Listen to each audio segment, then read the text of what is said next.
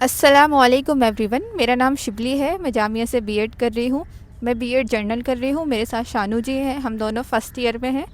तो मैं आपको बता देती हूँ कि बीएड एंट्रेंस की तैयारी हमने किस तरह से की थी और आप किस तरह कर सकते हैं। तो ये इस सिलेबस को इस आज के इस वीडियो में हम सिलेबस को डिकोड करेंगे और हमारी जो स्ट्रेटेजी प्लान था उसके हिसाब से बताएंगे। तो सबसे पहले मैं आपको बेसिक्स बता देती हूँ। वैसे आपको पता होंगे लेकिन मैं एक बार रिवाइंड करवा देती हूँ। बीएड का जो क्वेश्चन पेपर होता है वो 170 नंबर का होता है, जिसमें 8 सेक्शन है। 30 नंबर का इंटरव्यू होता है। दोनों को मिलाकर जो है मेरिट तैयार होती है। 1/4 नेगेटिव मार्किंग है। पेपर तीनों मीडियम में आता है, हिंदी, इंग्लिश, उर्दू। जो मीडियम आप चूज़ करते हैं उसका ही आपको करना होता है। 20 मार्क्स होते हैं। 170 में से जो आप मीडियम चूज़ करते हैं उसके क्वेश्चन आते हैं। बाकी के 150 क्वेश्चन तीनों मीडियम के लिए सेम आता है। आप चाहे साइंस से दें, चाहे आर्ट्स से दें, चाहे कॉमर्स से दें, आपका सबका पेपर सेम ही आएगा। अब मैं बात करने वाली हूँ सिलेबस के बारे में। सिलेबस में आपके 8 पार्ट हैं। तो मैं एक एक पार्ट का बताऊँगी आपको और मैंने किस तरह से तैयारी की थी, या उसका जो अगर हम उसको डिकोड करें तो वो किस तरह से कर सकते हैं। सिलेबस मैं स्क्रीन पर भी लगा दूँगी। सबसे पहले है जनरल इंटेलिजेंस। अब इसमें क्या है, इसका मतलब है लॉजिकल रीजनिंग। लॉजिकल रीजनिंग में आता है number system, sitting arrangement, coding, decoding. Series में जो होता है अल्फ़ाबेट वाली सीरीज़ भी आती है और नंबर सीरीज़ भी आती है। ब्लड रिलेशन आते हैं। और इसके जो क्वेश्चन है ये तो हर साल ही 2 आते हैं। इसके साथ साथ एक आता है एनालॉजी आता है और डिक्शनरी के हिसाब से अरेंज करने के लिए आता है। और इसमें कुछ ऑर्डन करना है तो वो शानू बताएंगे। और क्या आता है रीजनिंग में। तो हेलो एवरीवन, मेरा नाम सानू अली है। तो जैसा अभी सिबली ने बताया कि 170 नंबर का जो टोटल क्वेश्चन पेपर है उसमें 25 नंबर का हमारा टीचिंग एप्टीट्यूड है। क्योंकि हमें पता है कि 2 सेक्शन है जो कि 25-25 के हैं, एक तो टीचिंग एप्टीट्यूड और दूसरी चीज़ रीजनिंग हमारी है ना, जिसे हम जनरल इंटेलिजेंस कहते हैं। तो इन दोनों का वेटेज 50 मार्क्स का है टोटल। तो ये चूँकि बाकी सब 20-20 के हैं तो इनमें ज़्यादा ध्यान देने की ज़रूरत है ऑब्वियसली। अब बात करें जनरल इंटेलिजेंस में तो सिबली ने ऑलमोस्ट सारे टॉपिक कवर कर दिए हैं। फिर भी अगर कुछ छूटे हैं तो जिनमें तुम ब्लड रिलेशन देख सकते हो, है ना, या फिर जो वेन डायग्राम है काफ़ी सारे वो भी आते हैं जनरल इंटेलिजेंस में। Mirror image. हाँ, मिरर इमेज। और एक चीज़ हम दोनों को ही लगी क्या कि ये जो इसका जो टीचिंग एप्टीट्यूड है, ये सॉरी जनरल इंटेलिजेंस है, रीजनिंग, तो ये बहुत ही इजी है। आप किसी भी एग्ज़ाम दूसरे से देखेंगे, इवन जब मैंने एग्ज़ाम दिया तो मेरे एक भी क्वेश्चन गलत नहीं थे, मतलब 25 में से 25 सही। और बहुत मज़ा आया क्योंकि हमने ये किया ना तो कॉन्फिडेंस आता है जब हमसे क्वेश्चन आ रहे होते हैं। तो आप भी कोशिश करें आपके भी सही हों। और सिबली का कैसा एक्सपीरियंस रहा इसको जनरल इंटेलिजेंस को देखिए। देखिए, जनरल इंटेलिजेंस जो है रीजनिंग है वो बहुत इजी है। उसमें आपका कोई भी क्वेश्चन गलत नहीं होना चाहिए क्योंकि ये 25 मार्क्स का है, सबसे ज़्यादा है। और ये आपका जो स्कोर है ये बूस्ट अप कर सकता है। तो कोशिश करें इसमें आपका एक भी क्वेश्चन गलत नहीं हो। मेरे सब सही थे। इसके लिए जो है आप जो है अभी से प्रैक्टिस शुरू कर दीजिए। इसमें कुछ ज़्यादा मुश्किल है नहीं, बस आपको उसके कॉन्सेप्ट समझने हैं। एक शफीक गाइड करके बुक आती है। हिंदी मीडियम में तो उसके कुछ क्वेश्चन जो है गलत रहते हैं। आप इंग्लिश मीडियम वाली बुक ले सकते हैं और उसमें हर एक चैप्टर के, मतलब उसमें रीजनिंग के चैप्टर वाइज डिवाइड है। उसमें हर एक चैप्टर के कम से कम 50 क्वेश्चन है। तो अगर आप उससे भी प्रैक्टिस करेंगे तो बहुत हो जाएगा। या तो फिर आप 10 साल के या 5 साल के बीएड के पीवाईक्यू ले लीजिए। आप उससे सॉल्व करेंगे तो आपके बहुत आसानी से हो जाएगा। तो रीजनिंग जो है आपका एक भी गलत नहीं होना चाहिए। मेरा भी एक भी गलत नहीं हुआ था। अब जो है टीचिंग एप्टीट्यूड के बारे में शानू बताएंगे आपको कि उसमें क्या क्या है और उसके लिए आप किस तरह से प्रिपेयर कर सकते हैं। हाँ, तो दोस्तों जैसा हम जानते हैं कि टीचिंग से संबंधित जो ये टीचिंग एप्टीट्यूड है जनरली लोगों का बहुत अच्छा होता है। क्योंकि ये इंटरमिक्सिंग एक प्रकार का कहा जाए, कुछ इसमें ज़्यादातर आर्ट्स का देख सकते हैं, है ना। तो ये इसमें तो सारी चीज़ें यहाँ पे एक बार और रिवाइंड करा देता हूँ। जनरल इंटेलिजेंस में यही मिसिंग नंबर होगा, है ना, सीरीज़ में कोडिंग डिकोडिंग होगा, ब्लड रिलेशन होगा, है ना, और सिंबॉलिक में वेन डायग्राम होगा। बेसिक मैथ, लॉजिकल मैथ्स में अगर आप देखेंगे तो इसमें कैलेंडर और क्लॉक से क्वेश्चन हर साल आता है, लीप ईयर, ये सब वाले जो जनरल कॉन्सेप्ट हैं। अब टीचिंग एप्टीट्यूड बहुत ईजी है ना। तो हमें क्या कोशिश करना चाहिए कि टीचिंग एप्टीट्यूड में हमारे सारे के सारे क्वेश्चन सही हों। और इसका बड़ा सिंपल सा है, एक बार आपको बैठ गया कुछ कॉन्सेप्ट है। जैसे जब मैंने जब मेरी तैयारी में क्या था कि मैंने बहुत बुक्स वगैरह से बुक तैयारी नहीं की थी। हम दोनों का ऐसा था कि हमने नेट का एग्ज़ाम दिया और हमने सोचा कि क्यों ना ऑप्शन बी के रूप में जब कुछ नहीं बनेगा तो बीएड का दे लें। तो मेरी और हम सिबली की भी तैयारी लगभग ऐसी ही थी कि मेरे पास जेमिनी प्रो है तो मैंने जेमिनी प्रो में अपना सारा सिलेबस डाला 3-4 साल के हम लोगों ने दरअसल 2021 के PYQ से शुरू किया था, 2021, 22, 23, 24 और 25। तो इन हमने 4-5 साल के जो PYQ उनको डाला, मतलब एक तो सफिशिएंट अमाउंट में उसे डाटा दिया जेमिनी प्रो को और बोला कि इनसे एनालाइज करो और पूरे 8 सेक्शन जो है हमारे टोटल, उनमें से सबके क्वेश्चन बनाओ और इस बेस पे बनाओ कि वो क्वेश्चन क्या है, उसमें कोर कॉन्सेप्ट क्या है, कोर कॉन्सेप्ट के बाद वो बताएगा कि क्या क्या ऑप्शन थे और जो क्वेश्चन सही है वो क्यों सही है, उसके पीछे की वजह, और जो बाकी क्वेश्चन थे उनसे कैसे भविष्य में क्वेश्चन आ सकते हैं, है ना। तो ऐसा करके पूरा एक एनालिसिस रहता था। एक पूरे एनालिसिस को पढ़ने में हमें करीब लग जाता था, कहा जाए तो 10 मिनट के आसपास। ऐसे करके मैंने टोटल किए होंगे लगभग 1 से 150 टोटल। मतलब हम लोगों की तैयारी में मोस्टली लगभग, मैंने सच बोलूँ तो मैंने 10 से 15 दिन की है, ज़्यादा ही है। हाँ, इससे ज़्यादा नहीं की है। एग्ज़ाम सी जो है वो 20 जुलाई को ख़त्म हुए, 20 मई को ख़त्म हुए थे और 4 जून को हमारा एग्ज़ाम था, तो ज़्यादा टाइम नहीं था। देखिए, टीचिंग एप्टीट्यूड के लिए आपको बहुत ज़्यादा पढ़ने की ज़रूरत नहीं है, आप कॉमन सेंस के थ्रू भी इसको कर सकते हैं। इसके लिए आपको चाहिए कि आप जो है मतलब पहले तो उसमें आपको क्वेश्चन होते हैं, उसमें देखना है कि पॉजिटिव स्टेटमेंट कौन सा है। टीचिंग एप्टीट्यूड के लिए आपको एक इस तरह से पढ़ना है कि आप एक टीचर हैं, तो आप जो है अपने क्लास को कैसे मैनेज करेंगे, बच्चों को किस तरह से सिखाएंगे, उसमें मतलब स्टेटमेंट वाले क्वेश्चन आते हैं। तो आप देखिए कि सबसे पॉजिटिव कौन सा है, और अगर क्वेश्चन में आता है कि ऑल ऑफ दी अबव, तो मोस्टली वही सही होता है। टीचिंग एप्टीट्यूड के आप PYQ करेंगे तो आपकी बहुत हेल्प हो जाएगी। जैसे आप जो है स्कूल मैनेजमेंट और चाइल्ड साइकोलॉजी, इस तरह से कुछ टॉपिक जो है टीचिंग के आप पढ़ सकते हैं यूट्यूब से भी, क्योंकि हमने नेट दिया था तो हमें उसकी ज़रूरत पड़ी नहीं पढ़ने की। लेकिन टीचिंग एप्टीट्यूड भी बहुत आसान है और इसके 25 क्वेश्चन होते हैं। तो आप जो है इसका कॉमन सेंस से भी अगर आप क्रिटिकली सोचते हैं ना, तो आप इसको आराम से कर लेंगे। अगर आप थोड़े PYQ देखेंगे तो इस तरह से आप कर सकते हैं। हाँ, जैसा सिबली ने बताया कि बहुत ही इजी है और कॉमन सेंस पे ज़्यादा बेस्ड होगा कि कौन से ज़्यादा पॉसिबल लग रहे हैं। जैसे कि उसमें बहुत इजी से क्वेश्चन आएंगे कि आप एक, हाँ, नेगेटिव मार्किंग तो है ही, इसमें बड़े इजी क्वेश्चन आएंगे कि आपको, जैसे कि इसमें कौन सा आपको सबसे सही लगता है। कोई एक बच्चा है जो, अब इसमें ऐसे क्वेश्चन आते हैं, कुछ क्वेश्चन की मिसाल दे के बताता हूँ। जैसे एक क्वेश्चन आएगा कि आपकी क्लास में एक बच्चा है जो PWD है या फिर स्पेशली चैलेंज्ड है, तो आप उसके लिए क्या व्यवस्था करेंगे। तो हमें बहुत सिंपल सा है कि उसे ये बताना है कि ऐसा नहीं कि उसे अलग से टाइम दे के पढ़ाएंगे या उसे क्लास से अलग कर देंगे या किनारे बैठा लेंगे, नहीं।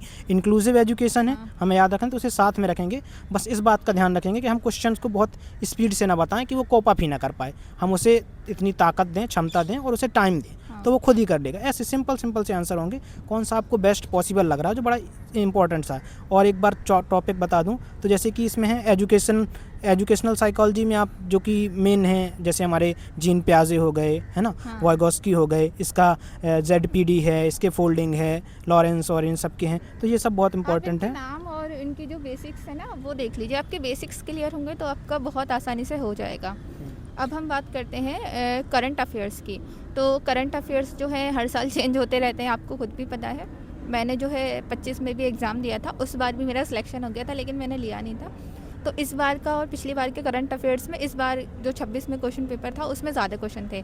अब करंट अफेयर्स में एक जो कॉमन क्वेश्चन है, जो पिछली बार भी था इस बार भी था, चंद्रयान या क्या कहते हैं, मंगलयान या स्पेस मिशन, उससे ज़रूरी क्वेश्चन आता है। और नोबेल प्राइज़ है या कोई बुक या कोई ऑथर है, मतलब जिसको किसी भी फील्ड में नोबेल प्राइज़ मिला है, या कौन से प्राइज़ होते हैं वो, बुकर प्राइज़ होते हैं, उसका देखना है। इंटरनेशनल न्यूज़ में ये आता है। और UNO की तरफ से जो वो है सस्टेनेबल डेवलपमेंट गोल्स हैं, और ये इसका तो मतलब ये सेम पैटर्न है, इनके तो क्वेश्चन आते ही हैं एक या क्वेश्चन, या यूनेस्को की कौन सी साइट है, और इसके लिए इंडिया क्या है, स्टार्टअप इंडिया क्या है। जो क्योंकि हम एक टीचर बनने जा रहे हैं, तो हमें जो है गवर्नमेंट की जो नई स्कीम्स हैं, जो स्टूडेंट के लिए है, यूथ्स के लिए है, वो हमें पता होनी चाहिए कि वो किससे रिलेटेड है, वो कब शुरू हुई हैं। और अगर किसी स्टेट में मतलब पॉलिटिकल न्यूज़ भी आती है, जैसे किसी स्टेट में कोई CM बना है या कोई राज्यपाल बने हैं, तो आप उसका भी देख लीजिए। तो इस तरह से आप करंट अफेयर्स करेंगे। करंट अफेयर्स के लिए आप कुछ नहीं कीजिए, एग्ज़ाम से पहले ही देखना, अभी से उसको मत देखना, क्योंकि बहुत ज़्यादा हो जाएगा। तो आपके एग्ज़ाम से 1 महीने पहले जो है आप यूट्यूब पर या गूगल पर भी टाइम टू टाइम देख सकते हैं। और अब तो आप जो है जेमिनी या ChatGPT से भी टीचिंग मतलब बताकर, टीचिंग के लिए चाहिए तो वो आपको बता देगा। तो इस तरह से आप करंट अफेयर्स कर सकते हैं। करंट अफेयर्स के 20 क्वेश्चन हैं और ये बहुत कॉमन सी बात है कि हम जो है पूरा करंट अफेयर्स नहीं कर सकते, तो उसके लिए ज़्यादा टेंशन नहीं लेनी है कि इसको ही लेकर बैठ जाएं कि ये कवर नहीं हो रहा, क्योंकि ये 20 क्वेश्चन है, बहुत रैंडम होते हैं, तो जितने आपसे हो सके इसके लिए ज़्यादा प्रेशर मत लीजिएगा और इसको लास्ट में ही देखिएगा।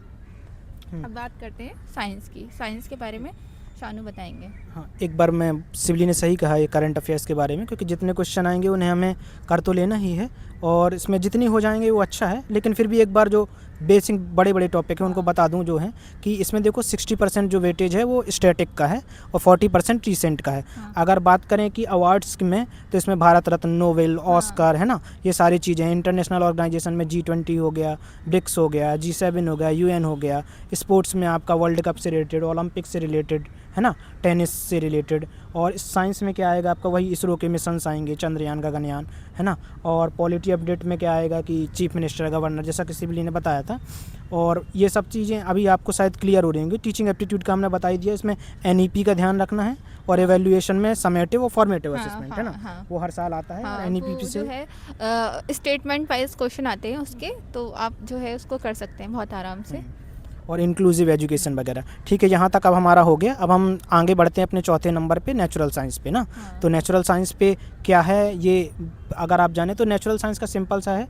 हमने बेसिकली जो अपनी अप टू 10th कहा जाए जो हमने साइंस पढ़ी है, उसमें क्या है कि जो बेसिक कॉन्सेप्ट नहीं थे कि हमारे बायोलॉजी के, है ना, या फिर केमिस्ट्री के या फिज़िक्स के, बहुत बेसिक से कि भाई एक इसकी पावर की क्या है, ऐसा यूनिट क्या है, बेसिक यूनिट क्या है ना। और केमिस्ट्री के जो है मतलब किसी का ये पूछ लेते हैं किसी का मास कितना है, या इसकी जो है मतलब लॉजिकल यूनिट क्या, लॉजिकल नहीं सॉरी क्या बोलते हैं उसको, मास वैल्यू क्या है, इस तरह से। और लिटमस पेपर और जो उसका रिएक्शन क्या होता है, इस तरह से। हाँ, बड़े ही बेसिक क्वेश्चन आते हैं। जैसे लिटमस पेपर में हमने पढ़ा ही है कि लिटमस पेपर जो है एसिड के साथ रेड देगा या फिर बेस के साथ ब्लू कलर देगा, है ना। तो एक बार सम अप करूँ तो फिजिक्स में आप देखोगे लाइट से आएगा, है ना, लेंस मिरर से आएगा, है ना, रिफ्लेक्शन से आएगा, है ना, स्कैटरिंग ऑफ लाइट से आएगा, ऐसा यूनिट्स आएंगी, वर्क एनर्जी के रूल पे आएगा, ग्रेविटी में मास और वेट पे आएगा।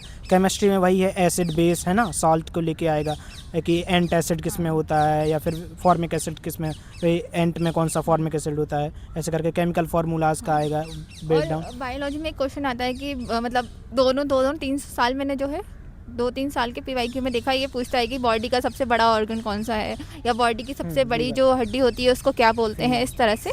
ये क्वेश्चन जो है बहुत कॉमन है। और बॉडी का वेट कितना होता है, मास कितना होता है, मतलब बेसिक बायोलॉजी की जो टर्मिनोलॉजी है वो आपको पता होनी चाहिए, ज़्यादा मुश्किल क्वेश्चन नहीं आता। या फिर एक क्वेश्चन आता है कि मतलब जो बीमारी होती है उससे रिलेटेड कि ब्रेन की कौन सी बीमारी होती है, या लिवर से रिलेटेड क्या है। और कुछ क्वेश्चन आ जाते हैं, एक आध क्वेश्चन आ जाता है बीमारियों के बारे में कि डायरिया जो है वो किस वजह से होता है, या TB किससे रिलेटेड है। तो आप जो है बेसिक्स अगर आप देख लेंगे इसका तो आपका हो जाएगा।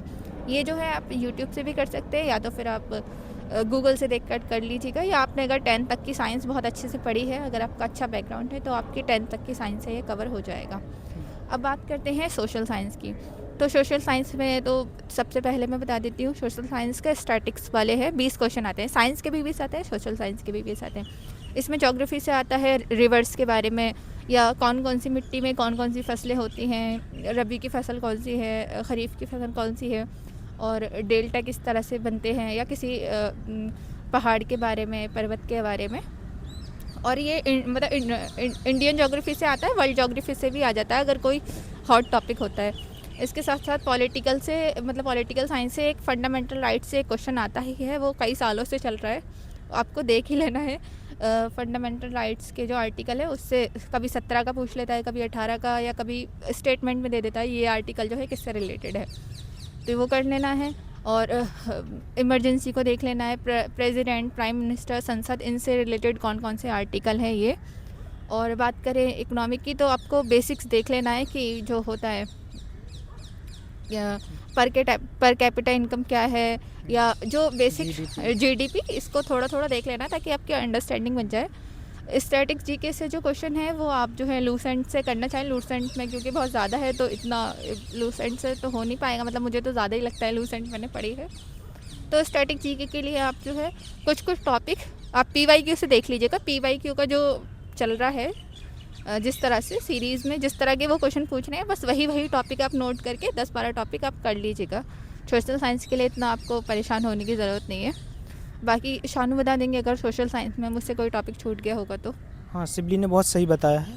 ये सारी चीज़ें ही हैं सोशल साइंस में। सोशल साइंस भी एक प्रकार का जीके है, तो इसमें जो क्वेश्चन आ रहा है आ जाएगा और जो नहीं आ रहा है उसको कोशिश कीजिए कि एलिमिनेशन से कर लें। फिर भी अगर ब्रॉडर टॉपिक बता दूं तो हिस्ट्री में हमारा इंडियन नेशनल मूवमेंट से क्वेश्चन आता ही है, गांधीयन एरा से आता है, सोशल रिफॉर्म्स से आते हैं, है ना, और एंशिएंट बुक्स से जितने भी क्वेश्चन हैं। पॉलिटी में वही जो सिबली ने बताया कि फंडामेंटल राइट से हर साल एक क्वेश्चन आता है, पार्लियामेंट्री रूल, है ना, सोर्स ऑफ कॉन्स्टिट्यूशन और पंचायती राज, इन सबसे क्वेश्चन आते हैं। ज्योग्राफी में वही सेम है, लेयर्स ऑफ एटमॉस्फेयर, है ना, ट्रोपोस्फियर, ओनोस्फियर, और सॉइल का कंपोजिशन क्या है, ये सारे क्वेश्चन बड़े कॉमन से। इकॉनमी में वही बैंकिंग सेक्टर जरूर पढ़ लेना कि रेपो रेट क्या है, SLR क्या है ना, और रिवर्स रेपो रेट क्या है। ये सब बड़े बेसिक से क्वेश्चन है सोशल साइंस में। और इसमें क्या नाम है, ये मैथ्स में, तो इनमें तो जो क्वेश्चन सही होंगे तो हो जाएंगे, और जो नहीं होंगे तो उनमें ज़्यादा परेशान नहीं होना है, बस करके आगे बढ़िए, है ना। अगला सेक्शन देखते हैं मैथ्स, है ना।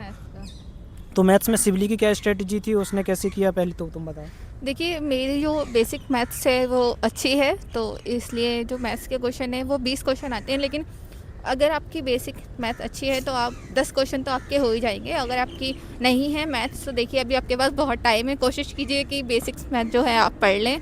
आपको जो है फैक्टर आने चाहिए, LCM HCF जो है वो निकालना आना चाहिए, परसेंटेज आनी चाहिए। कुछ टॉपिक है जो आप सीख लीजिए, जैसे प्रॉफिट एंड लॉस है, इसका क्वेश्चन आपको मिलेगा, परसेंटेज का मिलेगा, और HCF LCM वाला आपको आना चाहिए, क्योंकि इसके बिना तो आप आगे मैथ्स कर ही नहीं पाएंगे। और टाइम वर्क एंड वेजेस वाला है, ये क्वेश्चन भी बहुत आसान होता है, आप देख लीजिएगा। SI और CI, तो इस बार जो है कंपाउंड इंटरेस्ट का क्वेश्चन आया था जो मुझे मुश्किल लगा था, और पिछली बार जो है SI का आया था। तो सिंपल इंटरेस्ट तो आसान होता है, आप उसको जो है प्रैक्टिस करेंगे। अगर आप अभी से पढ़ेंगे थोड़ा थोड़ा एक टॉपिक को, मैथ्स में 10-12 टॉपिक हैं, आप उसको अच्छे से कर लीजिए तो आपके 20 में से 10 क्वेश्चन तो सही हो ही जाएंगे।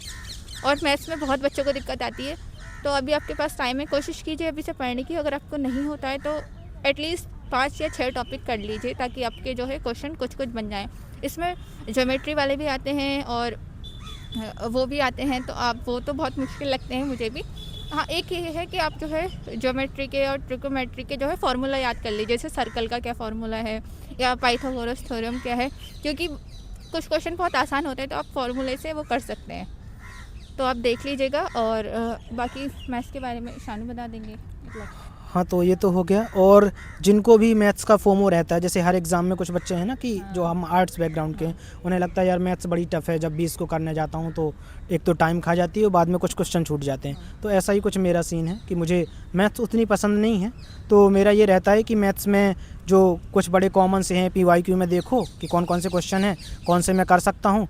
तो मेनली मैं क्या करता हूँ, मैथ्स को लास्ट में अटैम्प्ट करता हूँ, जब मेरे पास टाइम बचता है, फ्रेश माइंड से बैठ के जो क्वेश्चन मेरे रेंज में रहते हैं मैं उनको करता हूँ। और ये अच्छा भी है, इससे क्या है मेरा पेपर नहीं छूटता है, और यही आपको भी करना चाहिए। भले पेपर में ज़्यादा टाइम है आपको वो होगा, लेकिन कुछ बच्चों का फिर भी छूट जाता है। मैंने बात की, कुछ का पेपर फिर भी छूट गया था।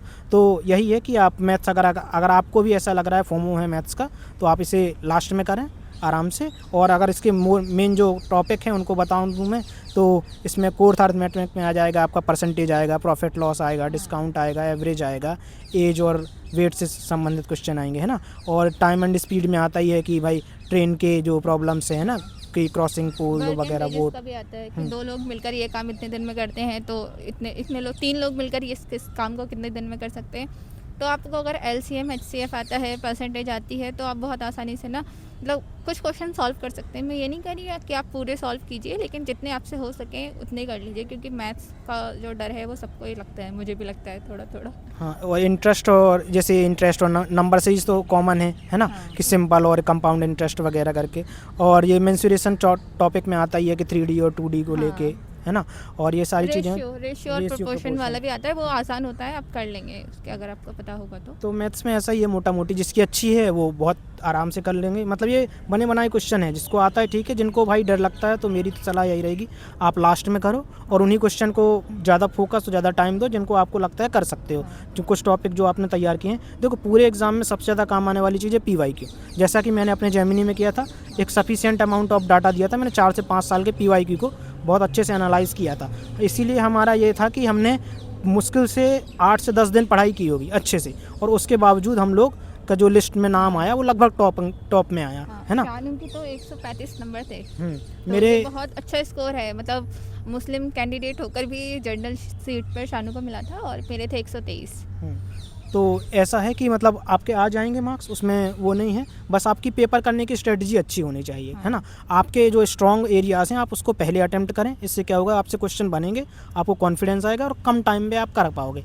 जैसे ही आपके क्वेश्चन सही होंगे और कम टाइम में होंगे तो आपको कॉन्फिडेंस इतना आ जाएगा कि आप बहुत तेज़ी से और बहुत आसानी से अपने पेपर को सही से करने लगेंगे, है ना। तो ये था हमारा मैथ्स का पोर्शन, और इसमें कट ऑफ का वही है कि इस बार तो कट ऑफ काफ़ी हाई गई थी, नहीं तो इससे पहले तो बहुत कम जाती थी। सब्जेक्ट वाइज अलग अलग जाती है कट ऑफ, और सब्जेक्ट वाइज मीडियम वाइज अलग अलग जाती है, तो उसके लिए आपको अपनी कट ऑफ देखनी होगी। आप मुझसे भी पूछ सकते हैं, मैं बता दूंगी सब्जेक्ट वाइज। तो हम बात कर रहे थे भाषा की। भाषा में जो है आपको शब्दों की संरचना, भाषा क्या होती है, अनुवाद क्या होता है, अनुवाद किस तरह से किया जाता है। तो स्टेटमेंट वाले क्वेश्चन आते हैं, 4 तरह के अनुवाद दे देगा वो, आपको पूछेगा कि इसमें से सही वाला जो ट्रांसलेशन है वो कौन सा है। शब्द का निर्माण किस तरह से होता है, वाक्यों का निर्माण किस तरह से होता है, या शब्द संरचना क्या है, या बच्चों को सिखाने के लिए मतलब हियरिंग सबसे ज़्यादा ज़रूरी है या स्पीकिंग या लिसनिंग।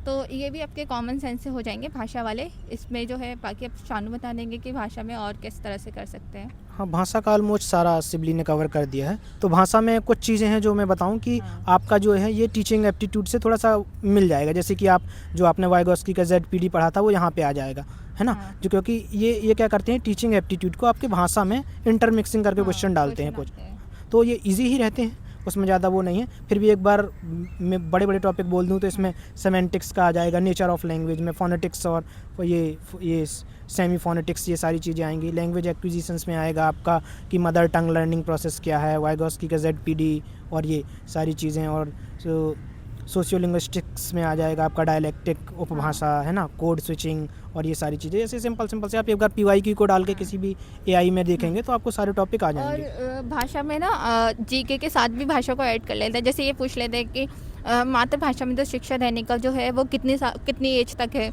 या ये कौन से आर्टिकल से रिलेटेड है।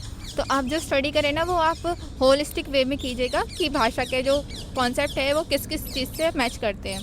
तो उसमें मातृभाषा का आएगा, क्योंकि ये NAPB में है ना, थ्री लैंग्वेज सूत्र जो है फार्मूला, आपको 3 भाषाओं में जो है प्राइमरी एजुकेशन लेनी है, तो उसका भी देख लीजिएगा। और NEP तो आपको NEP के बेसिक आपको करके जाने हैं।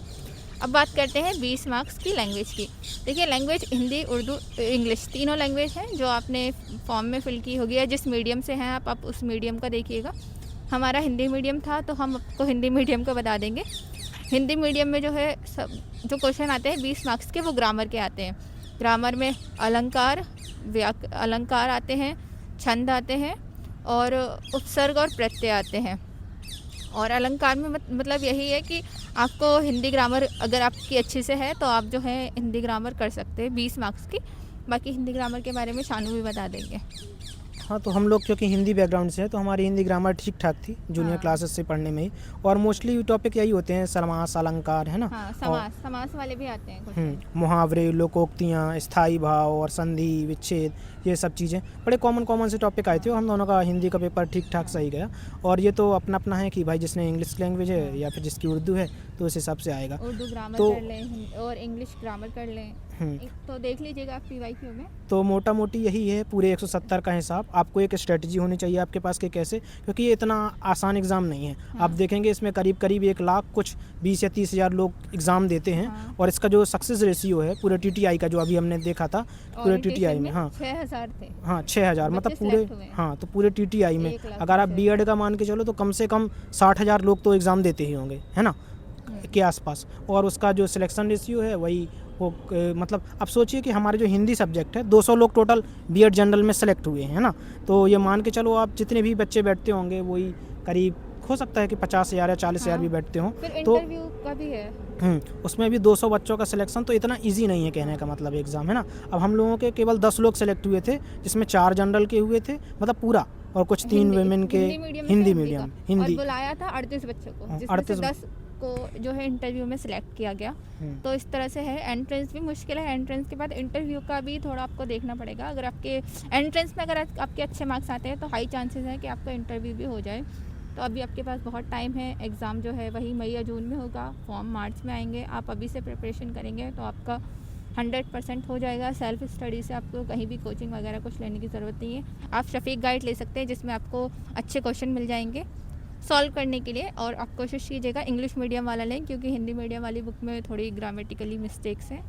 बाकी आप जो है अब तो उसकी भी ज़रूरत नहीं है, आप चैट जीपीटी या जेमिनी या गूगल से भी कर सकते हैं। मतलब शानू ने आपको स्ट्रेटेजी बता दी है। और इसमें अगर आप चाहेंगे आप कमेंट करें रहेंगे आपकी कि इंटरव्यू के बारे में कुछ बताइए, तो इसके लिए सेपरेटली इंटरव्यू का भी वीडियो बना देगी, क्योंकि इंटरव्यू में हमारे ठीक मार्क्स थे। मुझे लगभग 30 में से 25 प्लस ही मार्क्स मिले हैं। तो इंटरव्यू का वही था, मैंने बहुत फॉर्मल और बहुत अच्छे ड्रेस था, एक प्रकार का जैसे हम कॉर्पोरेट कंपनीज में इंटरव्यू के लिए जाते हैं ना, तो फील आना चाहिए कि आप एक टीचर हैं, आपके फॉर्मल शर्ट पैंट हो, एक अच्छे जूते हो। इंटरव्यू का एक्सपीरियंस बताया है, लेकिन आपके लिए अलग से मतलब आप किस तरह से प्रिपेयर कर सकते हैं वो भी हम लोग साथ में मिलकर बता देंगे। अगर आप कहेंगे तो उसमें बता देंगे हम कि क्योंकि इंटरव्यू किसी भी तरफ घूम सकता है। मेरा तो जैसे पूरा बैकग्राउंड पे घूम गया था, तो उसके लिए एक सेपरेट वीडियो बनाएंगे। तो मोटा मोटी अगर मैं एक लास्ट में आपको एक सलाह देना चाहूँ या मैं अपने एक्सपीरियंस से मैं बताऊँगा, तो मेरा ये है कि आप एक अच्छी स्ट्रेटजी बनाइए। एग्ज़ाम उतना आसान नहीं है और एग्ज़ाम इतना डिफ़िकल्ट भी नहीं है। आप आराम से एक अच्छी स्ट्रेटजी के साथ अगर तैयारी करते हैं, मुश्किल से 20 दिन भी पढ़ लेंगे तो हो जाएगा। लेकिन आपकी जो स्ट्रेटजी है बड़ी स्मार्ट होनी चाहिए, आपके रिसोर्सेज अच्छे होने चाहिए। जैसे मेरा था, मैंने सारे PYQ नहीं छोड़ सकते। हाँ, मैंने पूरे PYQ और सिलेबस को अच्छे से समझ लिया था। वो अलग बात है कि मुझे AI ने बहुत हेल्प की थी। तो आप भी ऐसा कर सकते हैं, सारे टॉपिक्स को अच्छे से जान लें। जब आप एक बार देख लेंगे ना 3-4 साल के PYQ, तो आपको आइडिया लग जाएगा भाई इस सेक्शन में इस सब्जेक्ट में ये क्वेश्चन आते हैं। तो एग्जैक्टली यही हुआ, जब हमने पेपर किया ना तो हमें पता थे कि इस सेक्शन से या इस सब्जेक्ट से ये टॉपिक आएंगे। वो क्वेश्चन हमने बहुत जल्दी कर दिए, क्योंकि हमें पहले से एक्सपीरियंस था। और कुछ क्वेश्चन तो रिपीट मिल गए थे, जैसे मैंने आर्टिकल वाला बताया तो वो हमें पता था। एक हमें पता था कि मतलब वो आता है डिस्ग्राफिया, डिसलेक्सिया, तो ये हमने इसकी टर्मिनोलॉजी देख ली थी और वो क्वेश्चन आया था। तो ये PYQ में भी था, इस बार भी था। भाषा वाले भी आते हैं। और रीजनिंग वाला है, सीरीज़ वाला क्वेश्चन है, वो चलता है। सिटिंग अरेंजमेंट वाला है, मिरर इमेज वाला है। तो ये आपको PYQ देखेंगे तो आपको बहुत हेल्प हो जाएगी। ये सारे क्वेश्चन हमने PYQ में किए थे। तो मेरी यही सलाह है, अच्छी स्ट्रेटजी रखिए, अच्छे से PYQ को एनालाइज कीजिए और ज़्यादा ज़्यादा प्रैक्टिस कीजिए। तो आपके एक में पूरे दिमाग में सेट हो जाएगा कि क्या प्रक्रिया है, और आपके वो क्वेश्चन बहुत सारे वो हो जाएंगे। अगर ऐसा ही सिवली, तुम क्या बोलना चाहोगी कि लास्ट में अगर करने टाइम पे कौन सी तुम्हारी सलाह रहेगी इसको? हाँ, यही है कि जो पोर्शन आपका सबसे अच्छा है आप उससे से शुरू कीजिए। मतलब मैंने तो रीजनिंग से शुरू किया था, क्योंकि रीजनिंग में मतलब बहुत ईजी रहता है और उसको करने में इंटरेस्ट भी आता है।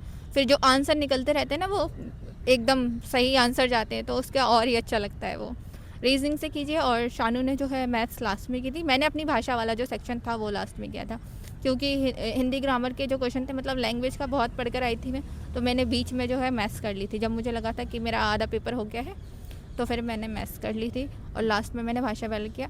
अब आपका अगर कोई सवाल हो तो आप जो है पूछ सकते हैं, जो भी आपका सवाल है। क्योंकि इसमें OMR सीट भरना है, तो उसका भी ध्यान रखिएगा। कुछ बच्चे क्या करते हैं कि एकदम लास्ट में OMR सीट भरते हैं। दरअसल अगर किसी को लग रहा है कि मेरा पेपर छूट जाता है, मेरी स्पीड स्लो है, तो ये गलती बिल्कुल मत करना। मेरा क्या था कि मैंने जो पेपर किया था, मेरे जो स्ट्रॉन्ग सेक्शन थे, जैसे टीचिंग एप्टीट्यूड हो गया, भाषा का हो गया, ये सारी चीज़ें हो गई, तो जो मुझसे बहुत जल्दी बन जाते थे, या फिर GK हो गया, तो इन सबको मैंने फटाफट किया। मैंने करीब 170 में से 120 क्वेश्चन के आसपास कर लिए थे, जो मेरे से बने थे, है ना, जो मेरे में जो स्ट्रॉन्ग एरिया था। फिर मैंने उनके बाद भर दिया था। फिर जो मेरे बचे सेक्शन थे, मैथ्स और ये सब, फिर मैंने बाद में किया था और उसको भरा था। तो जिनका भी लगता है पेपर छूटने वाला है, वो लास्ट में कभी OMR सीट फिल मत करना, नहीं तो बहुत पछताओगे। छूट जाएगा पेपर ज़बरदस्ती, की पूरी मेहनत बेकार हो जाएगी। इस बात का विशेष ध्यान रखना। बस मेरी तरफ से इतना ही है। ठीक है। पेपर जो है आपका 170 नंबर होता है। टाइम आपको 3 घंटे का मिलता है, तो आप बहुत प्रैक्टिस करेंगे तो आपका ये 3 घंटे में हो पाएगा। पेपर थोड़ा लेंथी भी होता है, क्योंकि बहुत ज़्यादा पढ़ना पड़ता है। मतलब बहुत ज़्यादा क्वेश्चन होते हैं, 170 क्वेश्चन पढ़ कर ही थक जाएंगे आप। तो आप इस तरह से कर सकते हैं। वीडियो एंड करते हैं। अल्लाह हाफ़िज़।